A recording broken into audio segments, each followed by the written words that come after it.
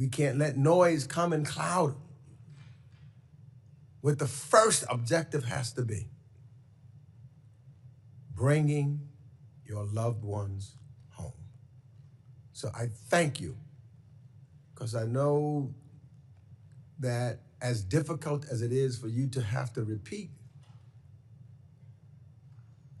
your pain, it is important that you articulate your pain to any and all people that will listen, but especially to members of Congress and others, so that we can stay on our leaderships and move forward and try to get them home and make sure that peace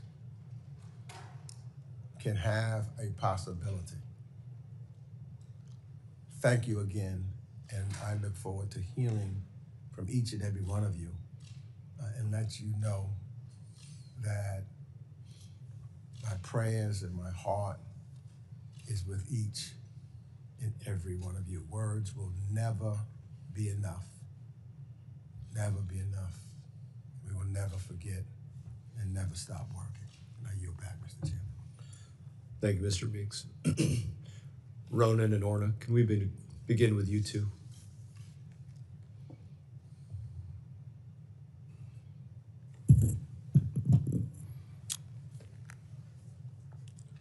Thank you, Chairman Must. Thank you, Ranking Member Meeks. It's our third time here. We appreciate the opportunity to speak and focus on this dire humanitarian situation that started 495 days ago. We are Orna and Ron in Neutra. We live on Long Island, New York, for the last 25 years. On day 422, a little over 2 months ago, our family was delivered the devastating news that Omer, our son, died in Hamas captivity on October 7. For 422 days, we prayed, we marched, we spoke, we've been everywhere. When we said Shiva, the customary 7 days of mourning, thousands of people came to pay their respects.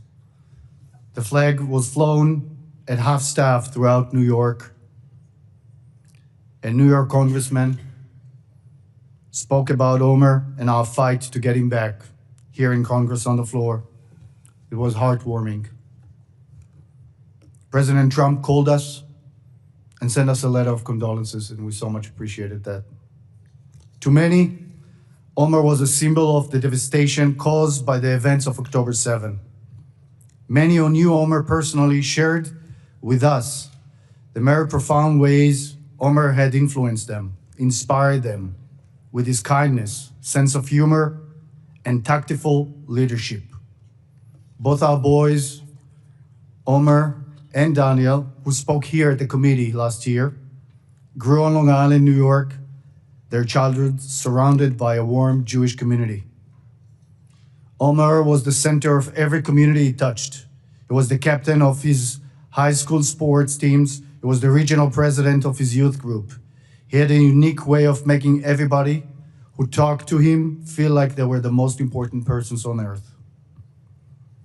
After spending a year in Israel before college, deepening his bonds with the broader family and new friends, Omer felt he had a duty to protect the people in Israel and to serve in the IDF.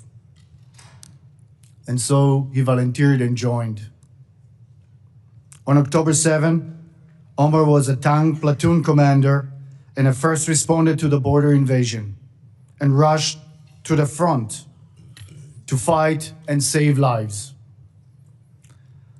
After excruciating 422 days of endless worry for his safety, fighting and advocating for his release together with all the other hostage families, we were informed that Omer was killed on October 7.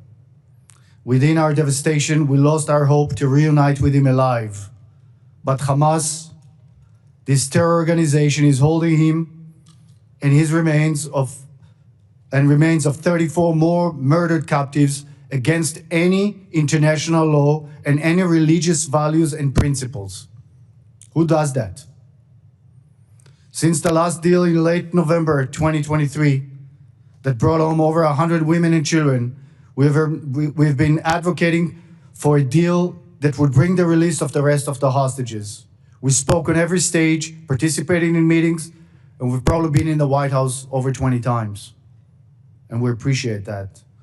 After months of tireless work of the negotiators and President Trump's election, finally we started to see hostages coming out. A deal was signed, but it is fragile, and only a first phase has been agreed to. We trust that President Trump and his team will make sure that the release continues, among them six Americans that need to come home. And everybody else, all the hostages must come home. The first stage is bringing the remaining women, children, and elderly, and we have to make sure that all the other remaining 76 of them, our brothers, fathers, sons, our soldiers, and the remains, will all come home. We saw how starved and frail the three remaining hostages, returning hostages, came out this weekend. They are tortured in the tunnels. It is urgent. We must make sure that the deceased are returned respectfully for their families, for an honorable final resting place. Our son Omer chose to put his life at risk to save thousands of others.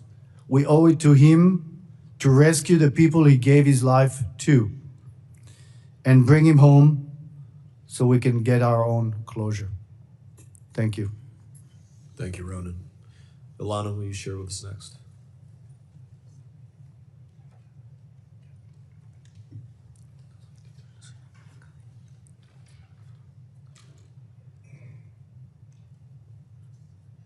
Good morning. Thank you for hosting us, and thank you for your leadership in bringing the remaining hostage home. My name is Ilana Gritzewsky.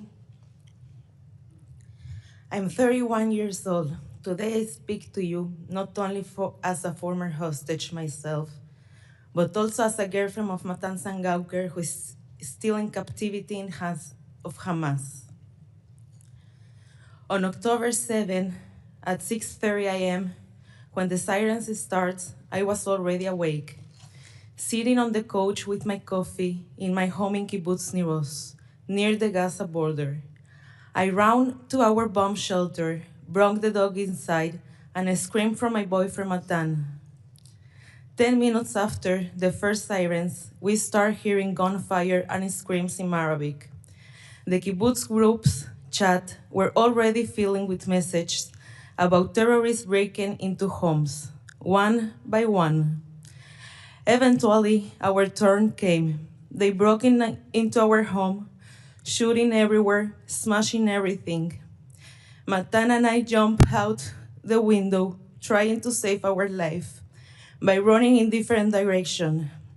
I was so paralyzed by fear that I froze and started hiding outside behind a cabinet.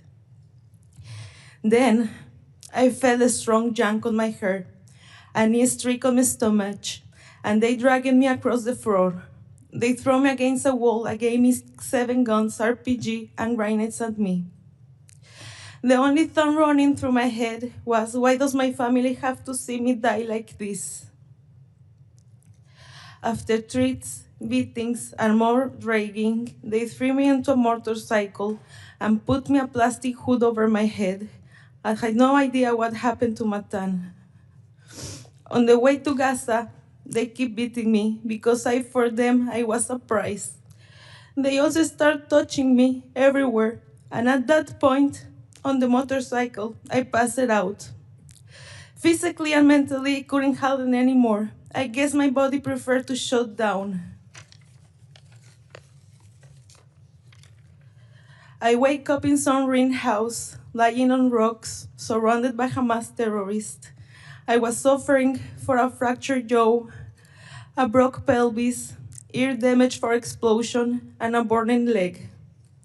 And that was not everything. I was also on my period when they kicked me. Try ask Hamas terrorists for a sanitary pad when you can't even move because of your injuries.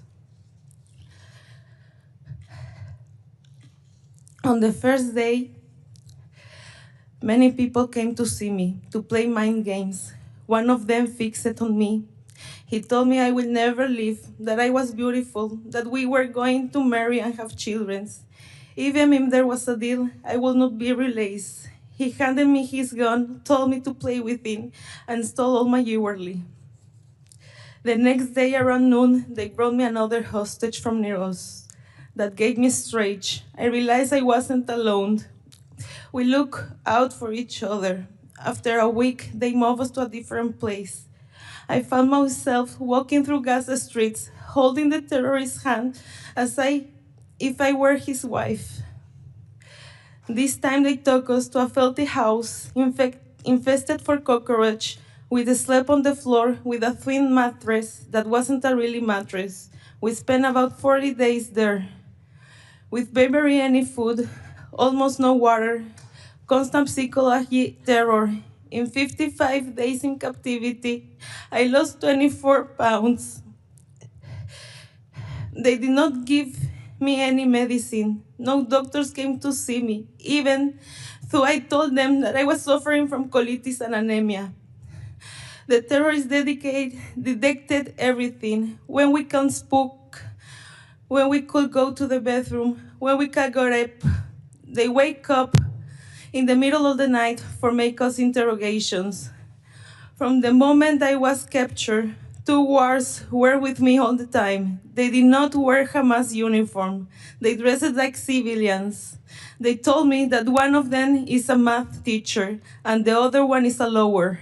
For 50 days, they make sure I could not escape. They told us all the time that we are going to be hostage for 5 or even 10 years. About 4 days before my release, someone knocked on the door. We wake up terrified, thinking we're going to be included in the deal. But they came to tell us we are going to home. They changed our clothes, moved us, and prepared us to leave. But it was a lie. They transferred us to a hospital, where we meet a third hostage. The next morning around 10 a.m., they told us again that we are going home. They moved us to another room, braved us, shaking us, gave us supplies, and told us to get into a car waiting outside. But instead of taking us to freedom, they take us to a tunnel. There we saw more hostage, some whom were my friends for Kibbutz Niros. I saw Eitan Oren, David Cunyo, there who still remain in hands on Hamas. I was only then in the tunnels, after more than 50 days, that I found out that my boyfriend Matan was also a hostage. Just a short distance away, but I couldn't reach him. I begged the terrorists to let me see him, but they say later. The next day they told me I was leaving. I refused. I want to see Matan.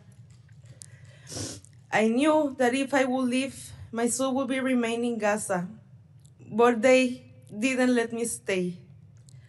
So I left with a hole in my heart, promised my friends I will do everything in my power to bring them home. And now I'm keeping that promise.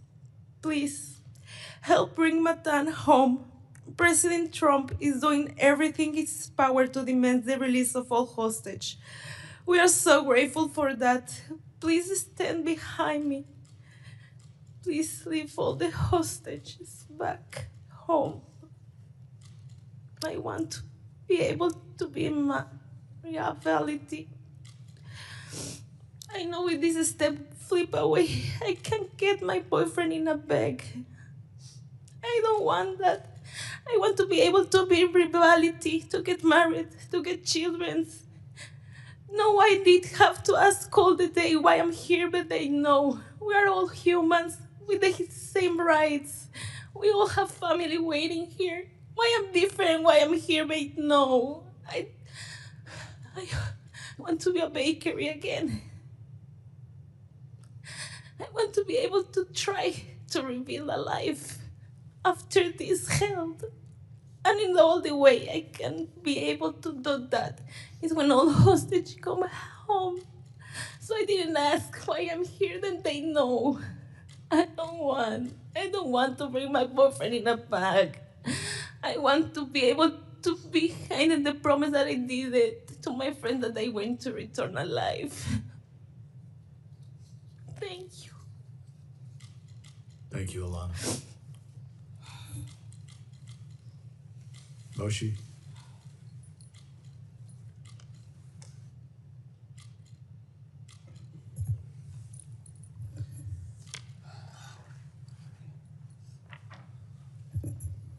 Good morning, Chairman Mass and representatives.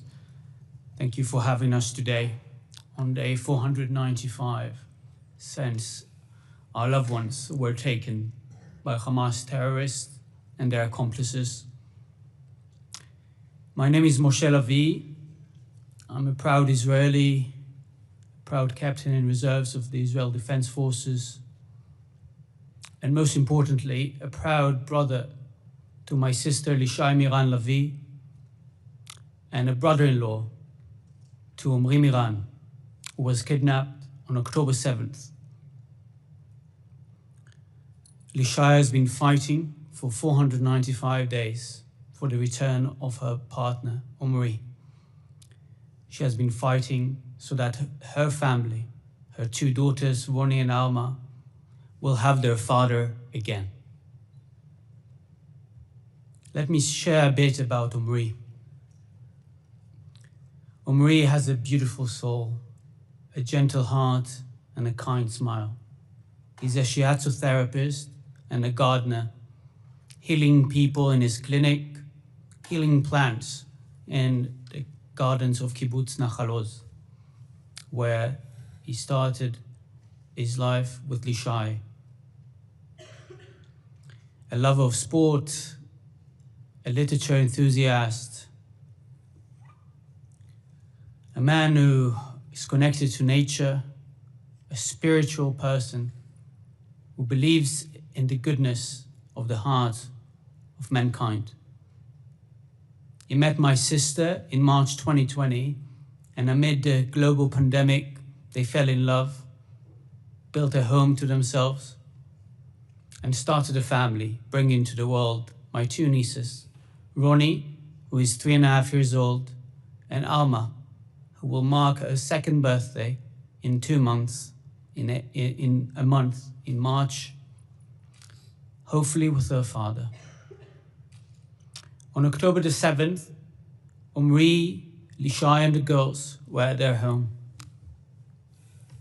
Hamas terrorists barged into their home, luring them to open the door by using a teenager named Tomer Arava. Tomer begged for his life, so Lishay and Omri opened the door.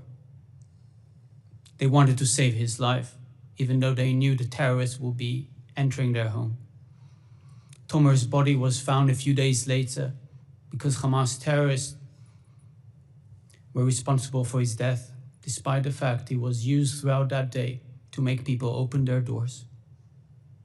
For hours, Lishay, Omri, and the girls were held at gunpoint as captives in their own home.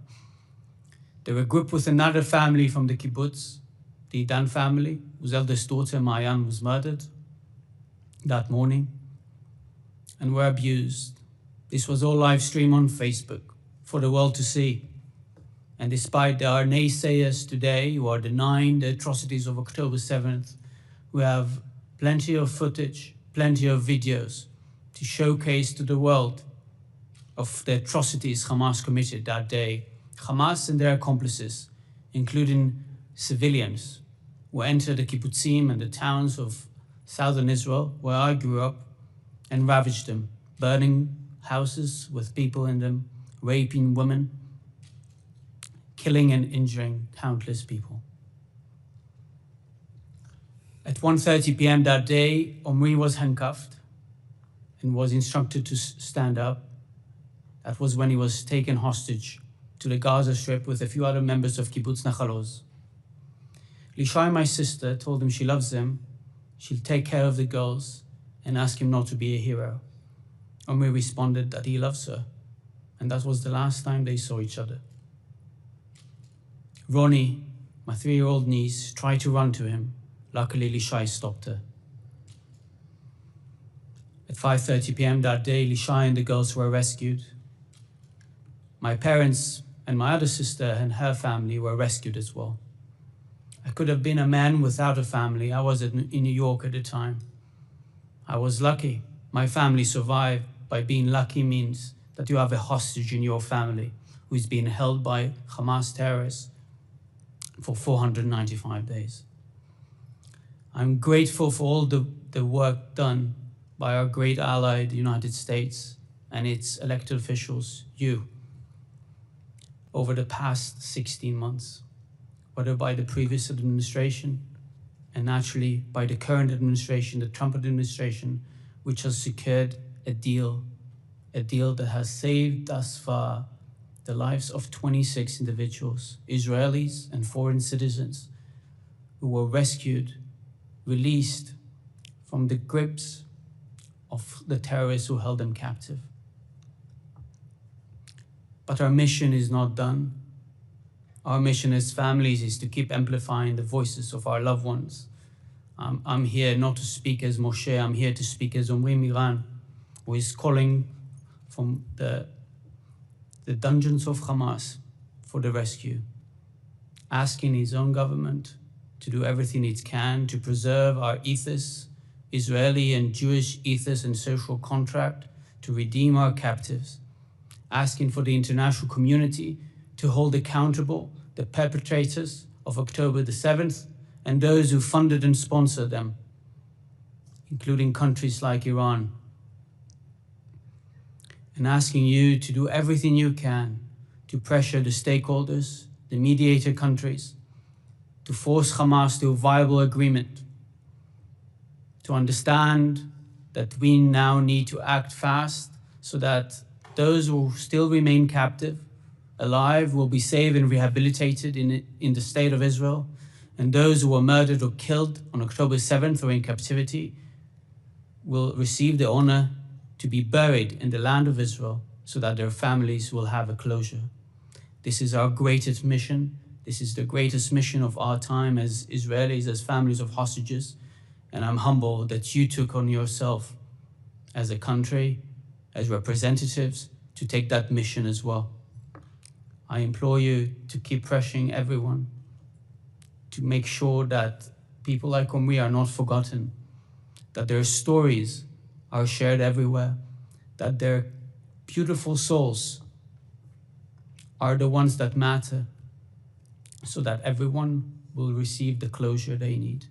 I thank you, both parties, for doing everything you can, and ask you to keep doing it so that this agreement will not fall apart and that we'll have the reunification of all hostages with their loved ones. Thank you. Thank you, Moshe. Daniel. Hello. So first of all, thank you very much for welcoming us. I want to especially thank, of course, to President Trump and to you, Chairman Must, for actually making it a humanitarian issue. Again, we felt for a long time that the hostages issue was not on the top priority of the world and was not on the top priority of the humanitarian aspect of it, and I really want to thank you for doing that. The stories of Ilana and Moshe, stories of Ilana as a woman, and Lishai. We have 3 others, starting from my grandmother, Yocheved Lifshitz, that had been released after 17 days, waiting for her husband almost for 500 years. She's as well, we saw Arbel Yehud coming back home 2 weeks ago. Arbel was my stepsister and as grandchild to my mom, to my grandmother. Arbel is an amazing soul and coming back here without her boyfriend, Ariel Cunyo. Having my third, one of my best friend and an American citizen, Sagid Ekelchen. Sagid Ekelchen taught us in Kibbutz Nir Oz the place where we have 25 hostages still coming from there from the 76. Sagi taught us to play baseball in Iroz, on the grass in Iroz, where so many people been murdered and kidnapped. He's a hero, and his wife is waiting for him with 3 daughters at home. That's the holy work we need to go out from here, to bring those men back home to their women so they can have their lifetime shared together. If it's my grandma, and if it's Sagi, and if it's bringing Ariel to our bell. My grandfather is the eldest hostage considered alive. My grandfather is the only great-grandfather held hostage in the world, Oded Lifshitz. He found Kibbutz Nir Oz in 1957, defending the country by founding this kibbutz so close to the borders, knowing the risks. He fought in 4 different wars from 1967 to 1982, risking his life. By doing that, he was also a humanitarian activist, a peace activist, a warrior for justice and for doing the right thing. My grandfather built a kibbutz. My grandfather built an amazing cactus garden, a 64-year-old cactus garden, which the last scene of my grandmother, when they've been kidnapped from the whole bomb shelter, when they've been dragged naked at home, she saw my grandfather on the ground, on the cactus garden they built for 64 years, and she thought he was murdered. But my grandfather, as a cactus, has a lot of resilience, and those hostages has the resilience, but not much more. The time is gone, and we saw what happened on Saturday, and we see the situation of the hostages. Also, my grandfather doesn't have that time, and we understand that painful concessions had to be paid to bring the hostages back home. But it's a victory to the Western values to bring those hostages back home. That's the most important thing. And I know my grandfather worked all his life for trying to bring education to the Palestinians, to fight for coexistence, to fight for so many things. And now is our time to pay back to my grandfather for everything he did in the world. And I think that now we have to work, all of us together, and to know that we have to change the strategy as well, and to give a legitimacy strategy. A strategy with, first of all, we bring all the hostages back home, and after we can eradicate Hamas. We can do it from the outside, and we can do it for them, because the victory that all of you, together with us, will make together is to bring those hostages back home, to bring Sagidek Elchen home, to bring my grandfather back home to his grandmother, to bring Matan to Ilana, and to bring Lishai home. We beg you and stand here to tell you the victory of Israel is to bring the hostages back home. After we will eradicate Hamas, after we will make everything possible, you can dry them out. You cannot bring the humanitarian aid inside, and you can bring an short expiry, the humanitarian aid, to not make Hamas collect. You can stop the money going inside. You can do many things, but we will not be able to save their lives if we will not work fast and do it now. So we ask you, be with us. After that will be the steps for the future, for peace, and for everything. That's also my grandfather will and what he is coming here to ask from you, because I'm here for my grandfather, for the future of Kibbutz Nir Oz, for the future in Israel, and for the future of the Western value. Thank you very much. Thank you, Daniel. Gal. Hello, everyone, and good morning. Thank you for hosting us. I'm deeply grateful for your support and for your time. For almost a year and a half, we families have done everything we can to bring our beloved families member back home. Today, we're here to tell you their stories. Thank you for your support and ask you to keep doing everything within your considerable power to ensure the release of all hostages being held in Gaza. My name is Gal, and I am survivor of the Nova Festival. But mostly, I am Gal, the older brother of Gal Dalal, who was kidnapped at the Nova Festival, taken hostage by terrorists, and been held in tunnels of Gaza ever since. I am older than Guy by 7 years, yet he is my best friend. He is a brilliant guitar player and has deep love to the Japanese culture. He was learning to read, write, and speak Japanese, and his dream is to travel to Japan and experience the sakura season. On October 7th, Guy attended the Nova Festival with his three best friends, Ron, Idan, and Evyatar David. Evyatar's brother is here, Ilay. He will also tell his story. Evyatar is Guy's childhood best friend. Tragically, like so many others, Ron and Idan were brutally murdered. Their spirits are a blessing to us today. Guy, along his best friend Evyatar, was kidnapped by terrorists and taken to Gaza. I managed to escape and return home.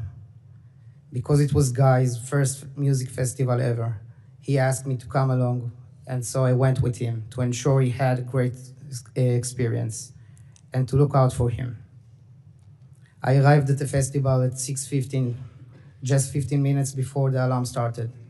As soon as I got there, my brother ran up to me, hugged me and kissed me, told me how happy he was that I come.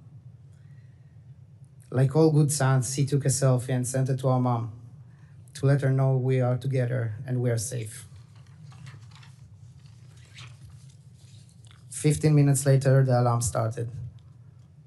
At that moment, I decided to go to my house, and Guy and his friends were supposed to join me. I wanted Guy to ride with me, but he said he didn't want his friends to feel like he was abandoning them, so he would return with them and meet me there. As soon as we heard the gunshots, the fog and the chaos of the moment set in. We were separated, and I couldn't find Guy. I couldn't get back to him. I called him, but he never answered. I'll never forget the sight of countless young people lying lifeless. I was shot at, had to keep running, taking cover wherever I could. And after nearly 10 hours of fleeing and hiding, I was finally rescued by our forces, only to learn that my brother had been kidnapped by Hamas. A video of him had already been published 3 hours before I was rescued. My parents, family, and friends knew he had been taken, but chose not to tell me, allowing me to focus on saving my own life. It shattered me. I couldn't bear the thought that I had gone there for him, to watch over him, and yet I left without him. Since then, my family, like so many other families, are tormented by our imagination of what Guy is enduring. While Guy is subjected to physical and sexual abuse, we are also psychologically tortured by Hamas sick games. Our hearts break at the sight of the recently released hostages. The horror they endured is an evident, and no words can convey the urgency of freeing all hostages more powerfully than the images themselves. It's been almost a year and a half since I last saw my brother, and he and the other hostages are running out of time. 76 hostages are still in Gaza, and most of them are still alive. My brother is still alive, surviving in these inhuman terms. We need your help. We want all the hostages home as soon as possible. We know from reading the press, anything can happen in the Middle East. These hostages deals, that's why it's so urgent to bring them all home now. We need Hamas to stick to phase 1 of the deal and to agree to phase 2. I believe President Trump wants to and capable of bringing lasting peace to the Middle East. He understands that the only path forward is the immediate release of all hostages. Every single time he has spoken about Israel, Gaza, or the Middle East, he has brought up the hostages first. He has taken personal responsibility for this issue. You can't imagine what it means to us. I will do anything to see my brother again. But I also know in my heart that any last peace in the Middle East begins with release of the hostages. Without them, the healing process that the regime so desperately needs cannot begin. With your support, I trust President Trump will bring them home, save my brother, and give us a true opportunity for lasting peace. Thank you again. Thank you, Gal. Ilay?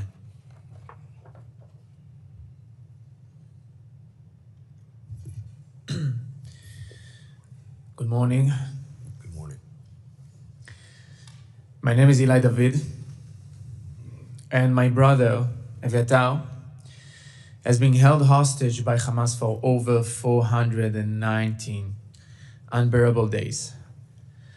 For almost 500 days, my family has lived in a painful, endless wait, hoping for news, for progress, for the moment we can finally bring him home. Every day that passes without him is another day of uncertainty, of anguish, of time stolen from his life. I want to express my deep gratitude to President Trump for his leadership and for his commitment to bringing our loved ones home.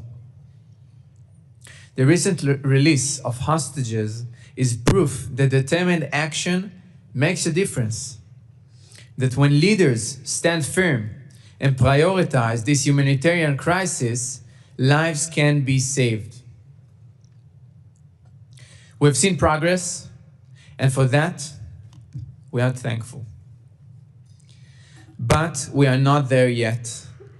This first stage is a crucial step forward, but 76 hostages are still waiting in captivity, and their return must remain a top priority. Every one of them has a family, desperate to hold them again. Every one of them deserves to come home. In the past few weeks, we've seen 21 hostages returning, reuniting with their families. A moment of relief and hope for all of us. Each return is a gift, a reminder that bringing them home is possible. But my brother, Eviatar, is still not among them. He was kidnapped as a civilian from the Nova Festival, together with his best friend, Gal Dalal. Both taken in an instant from the life they knew. While we celebrate those who have made it back, we cannot lose sight of those who remain. The mission is not over until every hostage is home. My brother was 22 when he was kidnapped. Now he's 24. He's the kindest person I know. He's an amazing guitar player. We play music every week.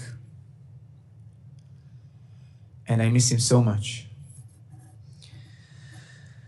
The second stage of this deal cannot wait. The lives and honor of 76 people are hanging in the balance, and we must ensure that we keep moving forward.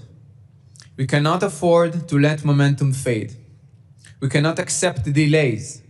Every day that passes makes the suffering worse, and our determination to bring them back must only grow stronger. I trust President Trump can help get us there. His leadership has already brought hostages back, and I trust that with his continued efforts, we can reach the next stage of this agreement. The families of the hostages are counting on the world to stay engaged, to keep up the pressure, and to make sure this mission is completed.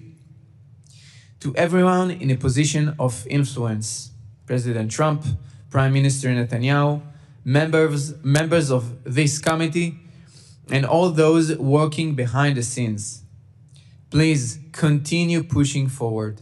This is not just a diplomatic challenge, it is a moral mission.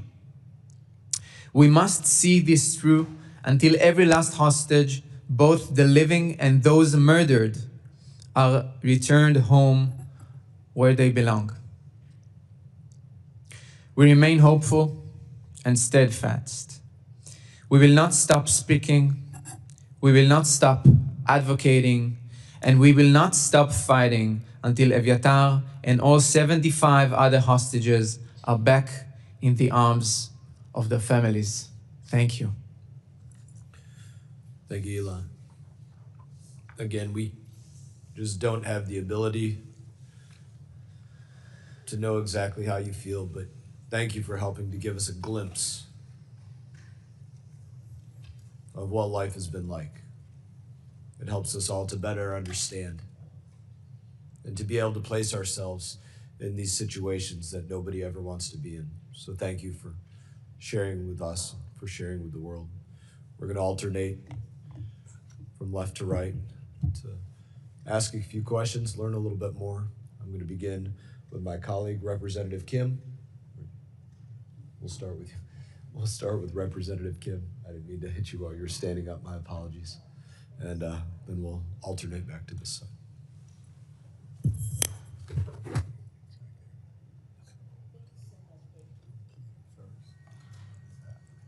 I welcome you and thank you so much for sharing your stories. And I've taken notes, but we have already known about your family members and your loved ones. And so I just want to echo the commitments that our Chairman Mast and our ranking member and the colleagues here today are making, and that we will not rest until all hostages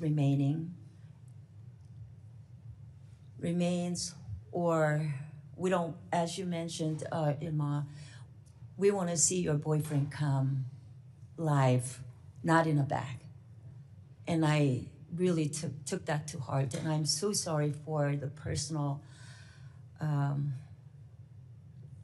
suffering that you endured and continue to do. So I really feel for you, from a woman to another woman, but also to your grandfather, to your brother-in-law, to your family members, to your brother and your son. I really feel for you. It's also good to hear that you have confidence in President Trump and in his leadership.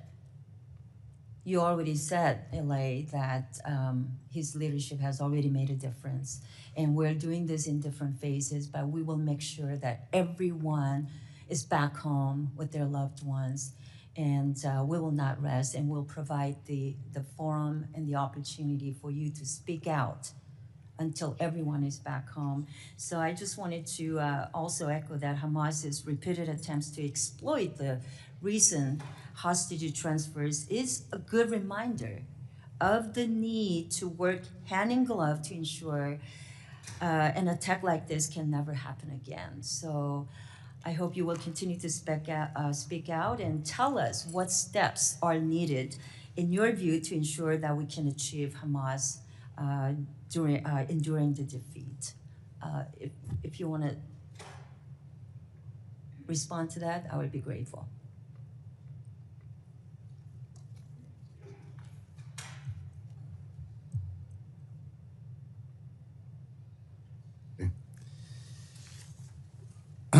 Thank you again. I think there are multiple areas that Congress can help.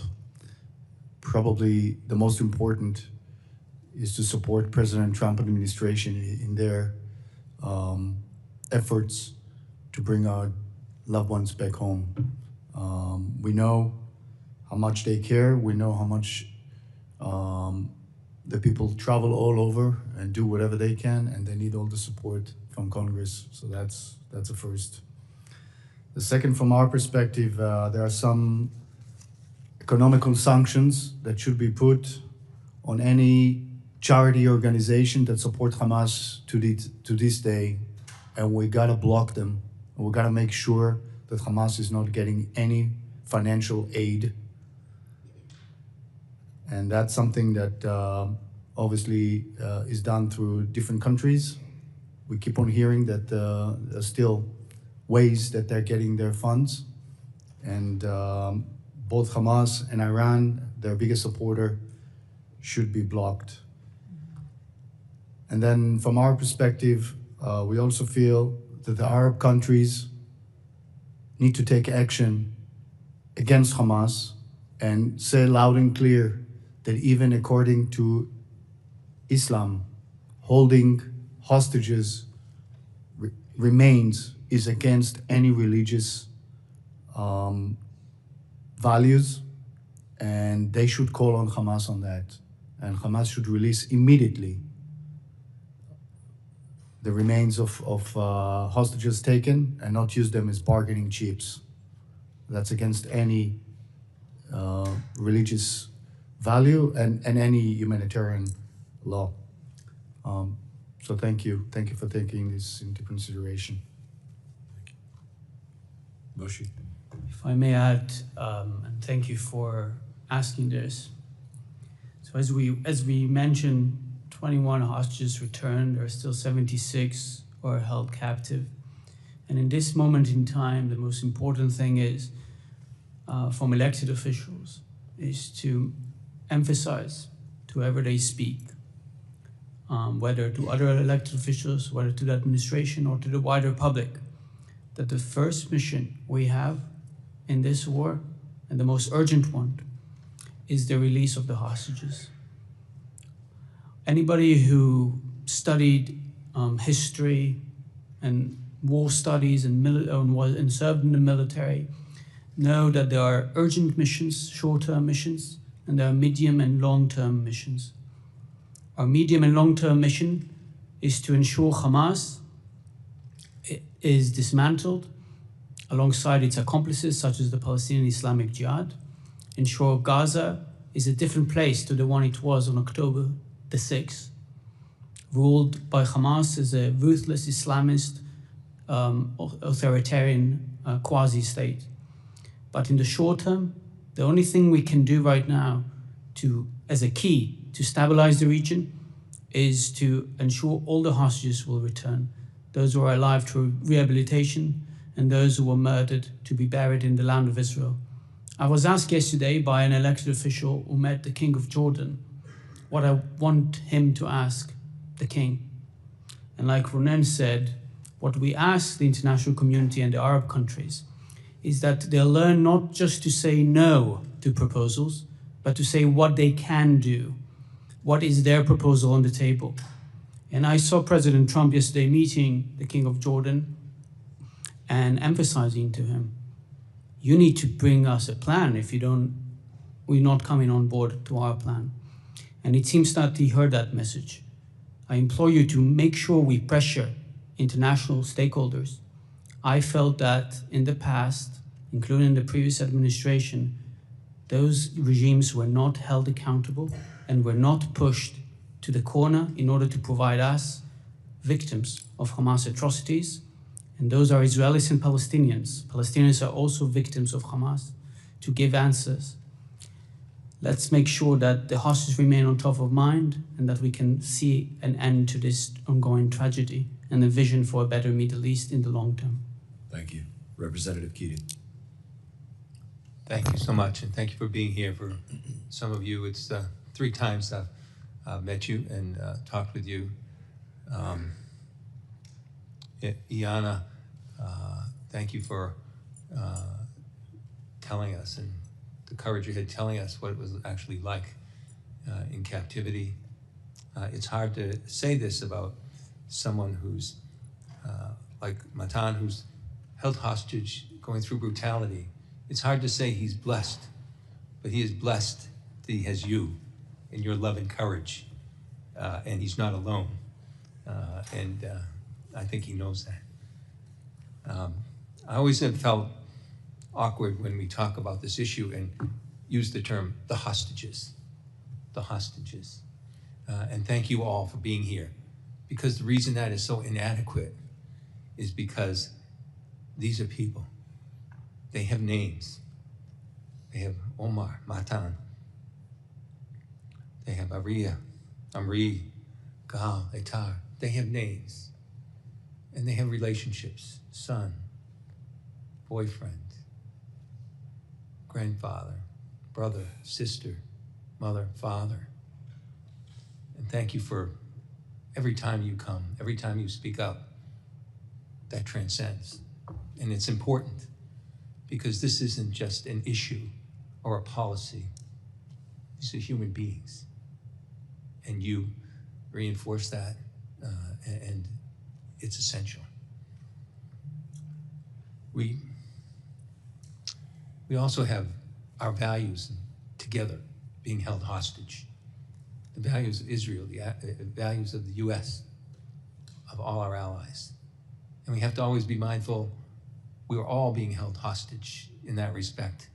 Those of us that respect justice and decency, humanity, and we have to remain close so that we can be stronger against the opposite. We have an agreement now. Sides have come together for an agreement.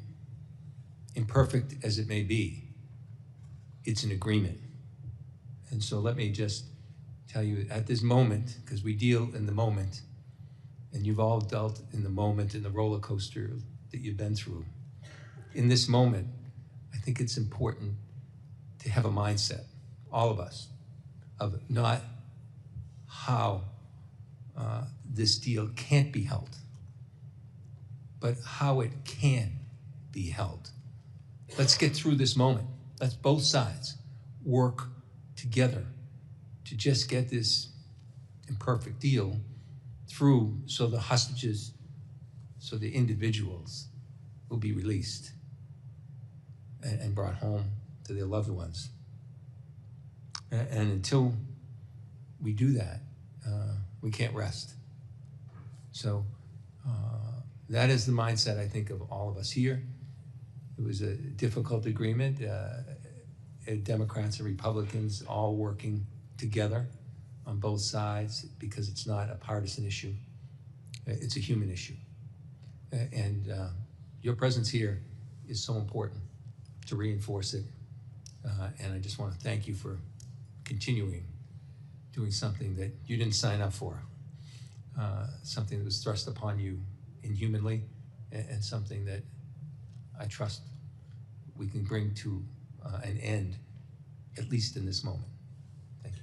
Thank you, Representative Keating. Representative King. Thank you, Mr. Chairman.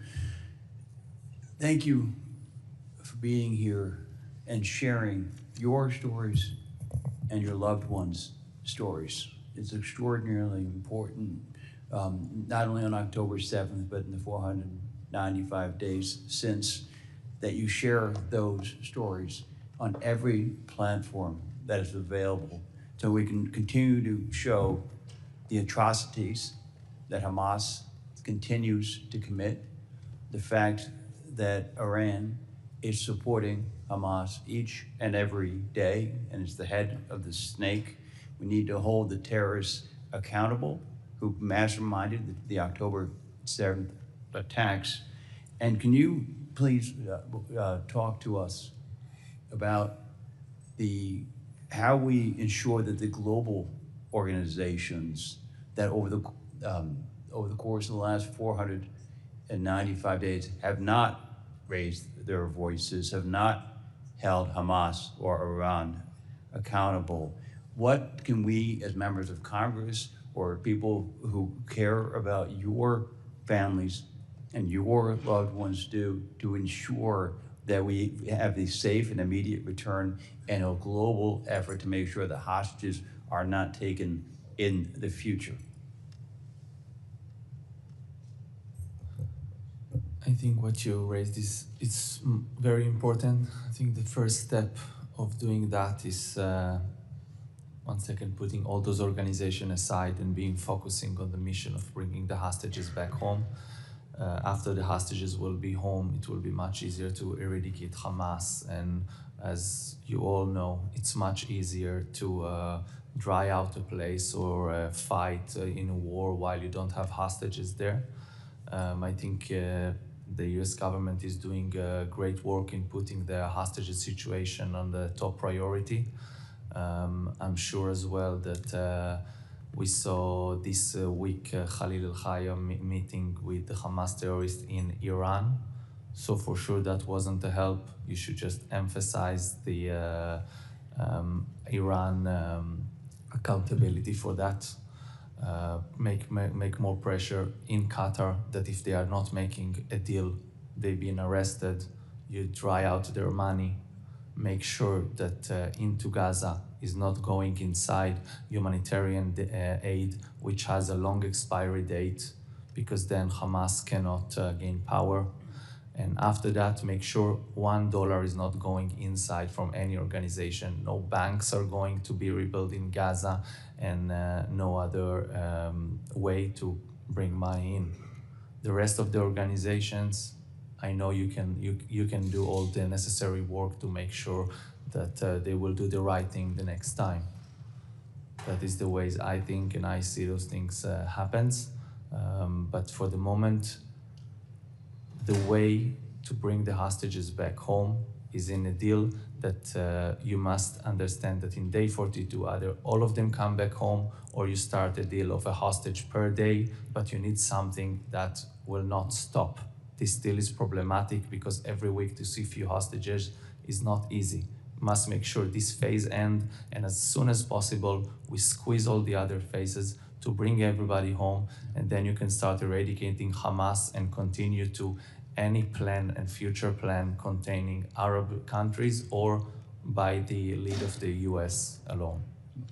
We need to bring the hostages home. I absolutely agree with you. Add, let us first make sure all the hostages return, and then we will pursue every avenue of justice to hold account the WHO for allowing hospitals to be used as military infrastructure for holding hostages, to hold accountable UNRWA for allowing its employees and its infrastructure to be used by Hamas terrorists, and to hold accountable every organization in the world through sanctions for allowing this to go on for so many days. They are part of the problem, but now President Trump and his great team are trying to find a solution for the short-term problems. And I'm sure you'll be doing everything as Congress to hold accountable those who are supporting Hamas directly or indirectly. Yes, we will. Thank you. Thank you, Tom. Let's give him. Thank you, Chairman, and thank you, Congressman Meeks, Ranking Member Meeks, for including me here today. And thank you to all of you for coming and sharing your stories with us. This is not an international conflict. This is about, as Moshe said, beautiful souls. I am one of the new members of the House of Representatives, and I want you to know that one of my first speeches, if not my first speech on the floor of the House, was honoring the hostages that had just been released as part of the deal, but reminding my colleagues and anyone who is watching that there still are so many more people that we need to bring home. I represent Long Island, home of Omer, and although I did not get to know you during the campaign, Mr. and Mrs. Neutra, I was there for your memorial service for Omer. And I'm so sorry that I did not get to know your son because he is a beautiful person. And I'm sorry for his brother because I hear the love of the brothers here about their missing brothers. And I'm so sorry for your family's loss. And I just wanted to be here to let you know that I will not rest and I will work with my colleagues day in and day out to get your loved ones back to you. Thank you for being here. Representative Lawler. Thank you, Mr. Chairman, and thank you to each and every one of you for being here, for sharing your story, your experience, and that of your family. For 495 days, this travesty, this miscarriage of justice, this crime against humanity has endured. And each of you, in your own way, have had to live through hell. I, over these 495 days, have come to know many of you, some more acutely than others.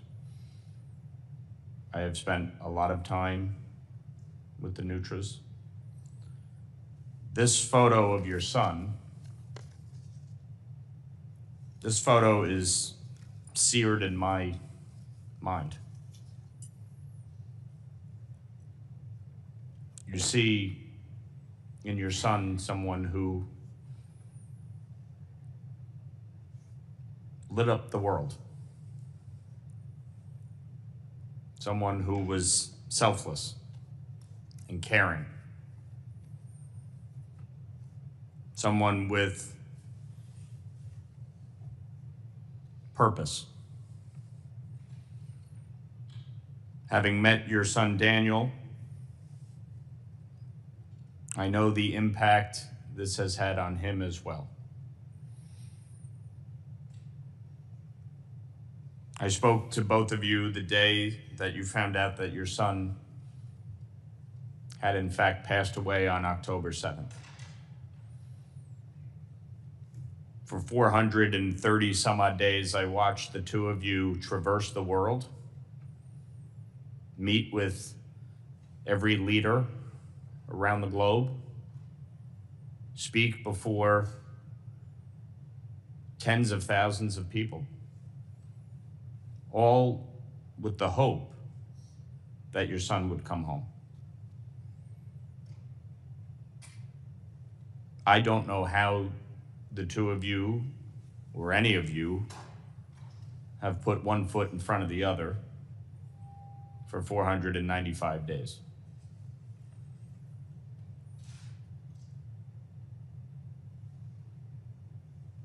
I think the travesty in all of this is that there should not be a single hostage remaining at this point. Whether living or deceased, everyone should have been returned home by now. And so what each of you are doing by continuing to put a face on this, by continuing to make this the priority, it is essential. Because there really can be no peace unless every single hostage is released. And that's before we even get to addressing what to do with Hamas.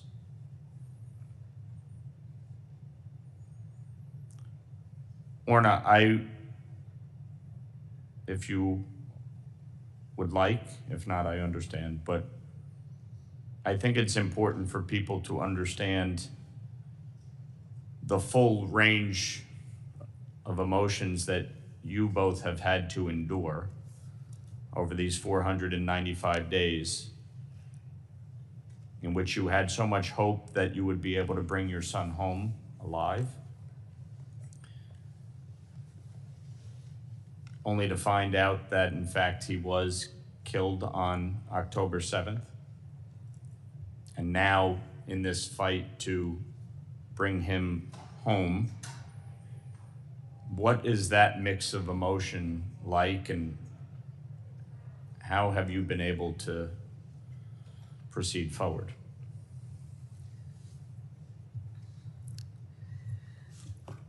I first want to thank all the members of this committee, and I want to say that we are Israeli Americans, and we have been thankful for being just that, Israeli Americans, over the past 16 months, proud Americans, because America has stood by our side, and people like you have been on our side and have been vocal. And what we know is that silence is complicity, and I can say that America has not been silent from the first moment. We have been in this terrorist attack since October 7th. It has not ended. And all the emotion and the range of emotion that Ilana described being exposed to in the 50 days, all the families, the hostages, of course, are bearing that, but the families on a different level are bearing that every day. This insane roller coaster of emotions, every statement that is made by a world leader, and the implications of that, what does that mean for the hostages, the hope on the one hand, and the despair when things aren't going according to plan, and the worry. And I know, for a fact that these past few weeks have been extremely excruciating as families are waiting to hear whether their loved ones are in fact coming back. And for us, of course, knowing that Omer will not come back. Not come back in the way that we were expecting him to come back and wanting him to come back. It's been devastating. But we continue what we're doing because there's no way for the families to move forward before they're all back. And this is not just in speaking, it's true. Lives are stuck. And the whole region is stuck, and the state of Israel and the people are bleeding and are hurting and cannot move on. So as been stated here, before anything else, we need to bring them back.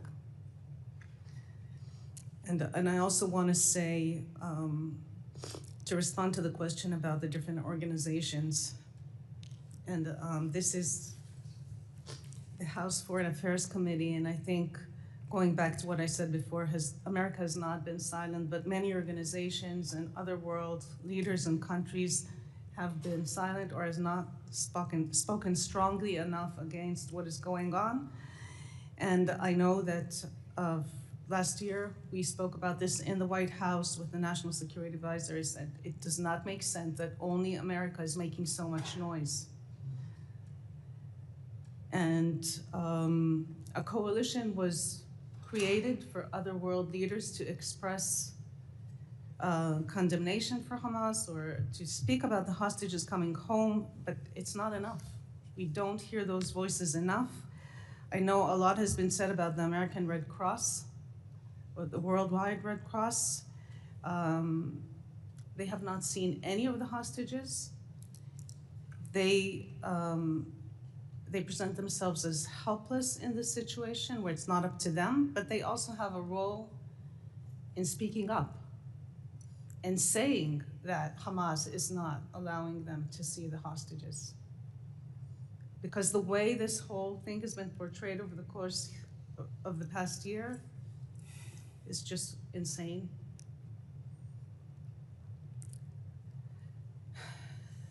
So we still have a lot of work to do. And there will be a lot of work to do in making sure that this doesn't happen again. But bringing back to the focus, we need to first bring them back. I just want to add a reminder, a quick reminder on the record. 45 Americans were murdered on October 7. 45 Americans. Where is the outrage? This is a big terrorist attack on Americans as well, not just on Israel. And we got to support these families. And I know, Representative Lawler, what you've done in that direction. We appreciate that, and it has to come to its final. And thank you, Brett, for everything you've been doing. All right. And still, again, 6 Americans there among the 76. Thank you. Thank you. Mr. Snyder. Thank you. In many ways, you leave us speechless. And you can see all of us struggling to find the words, which is why I want to thank you from the bottom of my heart for your courage to share your stories. I can't imagine the strength that it takes to be here and speak as you have, but to speak as you have been doing so for 495 days. You have carried the light of all the hostages, of your loved ones, but of the entire country of Israel. And it's a light for the world to see the truth. The truth is that Hamas invaded Israel on October 7th of 23 with genocidal intent. That Hamas took 250 people as hostage and continues to hold more than 70, 495 days later. That Hamas has time and again demonstrated, even in the obscene staging of the release the past couple of weeks of the hostages, that their intent remains the same: the destruction of Israel, the murder of Jews, the torture of those they still hold. It is clear, and you help us see that as long as Hamas controls Gaza, as long as Hamas can threaten Israel and Israelis, neither Palestinians nor Israelis can have peace. As you have talked about, Hamas must be destroyed. Its capacity to rain terror over Gaza and to threaten Israel must be eliminated before we can move towards that peace we all want. You have our promise. You've heard us say this. We are not going to rest until every one of your loved ones, until every hostage is home and united with their family. As President Trump and Prime Minister Netanyahu have emphasized, every hostage should come home immediately and without any conditions. That's where we should be. It's not where we are. And we need to, as we've discussed today, work to increase pressure on the international community, to bring pressure not just on Hamas, but on the interlocutors to force this issue. Again, you leave us almost speechless. Your courage, your strength gives us strength. And so I just want to say thank you. You have our commitment. To Ilana and Daniel, I'm from Chicago. Chicago has made it our community has made it our personal commitment to help Nero's rebuild. Daniel, I took great comfort in you talking about rebuilding Nero's. And now I speak not as a member of Congress, but as a representative from Chicago and the Chicago Jewish community. We are going to do everything we can to be by your side as long as it takes to make sure Nero's and the beauty of Nero's and every community is restored and Israel's strength and the strength of Jewish people is established. Thank you very much. Thank you so much. We really appreciate it for all the help and support from the Federation of Chicago, emphasizing we still have 25 hostages only from Kibbutz Nir Oz, including saying here that Ilana saw the Cunio brothers, 2 brothers from 4, and Sagid Ekelchen that I told you about. So thank you for the Chicago Federation. Most of the things what we need to do now is share everyone together, gather and help, releasing the hostages, and after that we will eradicate Hamas in all necessaries, as Nir Oz suffered. As you know, most on October 7, we lost 117 for 400 inhabitants. On that day, 41 were murdered, some bodies were kidnapped as well, and still 25 hostages. So we know what is pain, we know we want the revenge, and we want Hamas to be eradicated. The first thing we do now, do everything that the phase 1 will continue, and we will continue immediately to phase 2.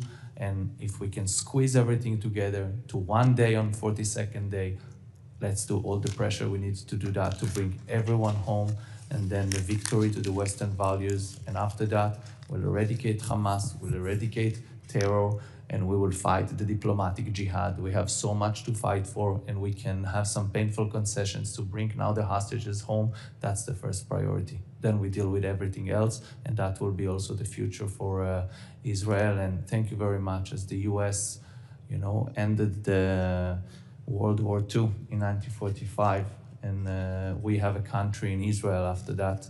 Now, again, we have the US government and President Trump to help the Jewish people again from the scene that we saw on Saturday, and immediately squeeze it into a deal, because we know that if fighting will come back and war come back, it will take months, and that we cannot accept.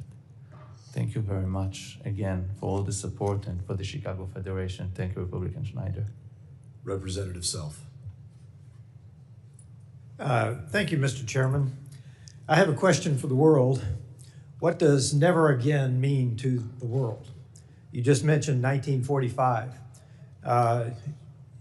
Yes, Israel came into existence there in Tel Aviv. I've been in the Independence Hall. It's a moving place, your own Independence Hall. But what does never again mean to the world? And frankly, Hamas right now will be handled, I think. I'm a soldier. I'm a simple soldier. This is not war. What we saw on October the 7th is not war. Frankly, we need pressure on, and I'll specifically mention two, Qatar, however you want to say it, needs to be pressured by the entire international community, because Hamas is not the problem right now. The problem is Hamas doesn't feel enough threat, doesn't feel enough pressure, because the only thing they understand is force. So we need to be, as the US Congress, as the Trump administration, bringing more force against Hamas so that they release the hostages.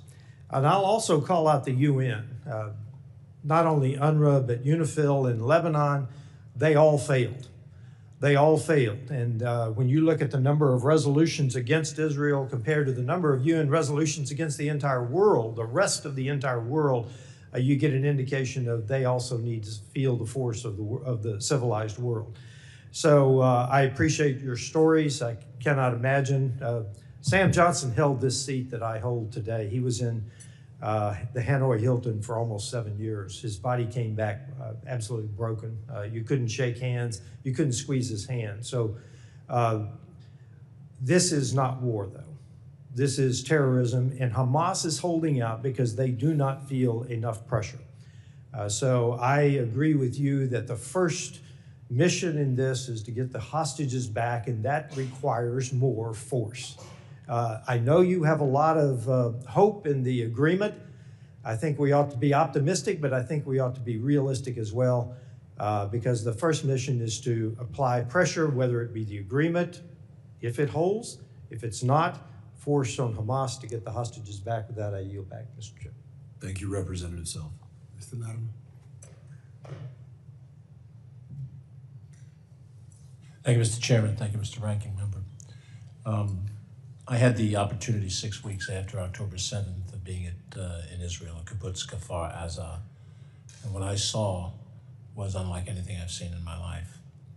And as I sit here and listen to your story, I don't think of it in geopolitical terms. I think of it as a father of a grown daughter, and I think of it the way you think of it as your child. Were she under other circumstances at that concert? And were it her picture that was on this? When I look at these young men, I think of my nephews.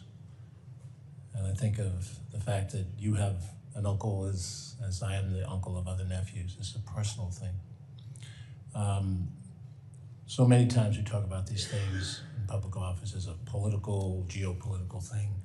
And some issues fall into that category, but this one to me is just a human thing.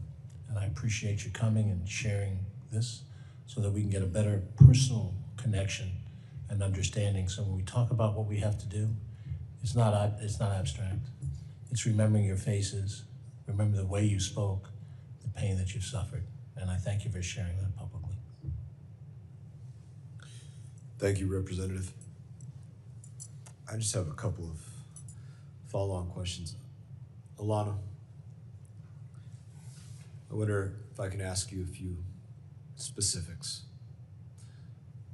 about them bringing you into the public. Did they bring you into the public more than once?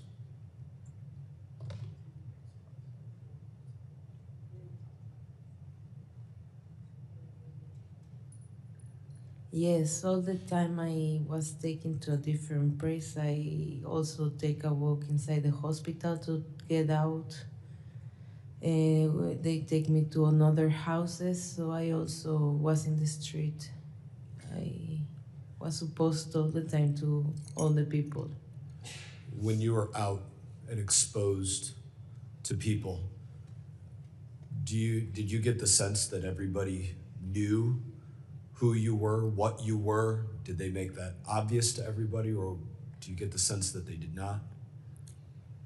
There are people that they know, that they come to the door from the house to see the hostage, to see me. In the street, I all the time go with my eyes down, playing. praying that no one know that I'm a hostage, so they don't kill me or do something. And when you were in the public or in the hospital, or anytime that there was others around you that were not directly your captors, the whole of the area was your captor, but not immediately around you, was there ever anybody? No, in the hospital you go through all the people with Hamasnikim before and after you, so no one can get you. And we get in area, so they close you in a room. And you are alone with people in the room waiting, someone bring you food, water, take you to the bathroom. If no one is there, you need to do your needs in the basket, in the trash, in front of everyone. Thank you all for taking the time to share with us today. Representative Mast. Yes, please. I know that we heard from the recently returned hostages, the female soldiers, that they were being held part of the time in humanitarian area, and that people knew, and there was no one that offered any help or any consolation or any empathy or sympathy. And that's the same thing that I've heard as well. That's why I was very curious to know if your experience was the same. Right.